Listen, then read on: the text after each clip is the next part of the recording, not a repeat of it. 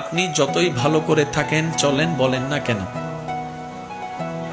আপনি সমালোচনা থেকে বাঁচতে পারবেন। কিছু সত্য আছে, মানতে না চাইলেও মেনে নিতে হয়, বাস্তব। আপনি যতই ভালো করে চলেন, করেন, থাকেন, বলেন না কেন, সমালোচনা, বদনাম থেকে আপনি কখনো বাঁচতে পারবেন না।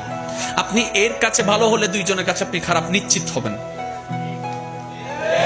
সবার সাথে কখনো ভালো থাকা যায় না, পৃথিবীর সবাইকে খুশি করা যায় না, কিন্তু আমরা বোকার মতো সেই মানুষকে বারবার খুশি করার জন্য চেষ্টা করতেই থাকি, অক্লান্ত পরিশ্রম করতে থাকি। শ্রদ্ধার সাথে বলি, মানুষকে নয়, ওই মানুষের রবকে খুশি করার চেষ্টা করা দরকার। কারণ এই মানুষ কখনো আপনাকে আমাকে থ্যাংক ইউ না দিল, ওই রবের রহমত আমাদেরকে ভরপুর করে দিবে। সুবহানাল্লাহ।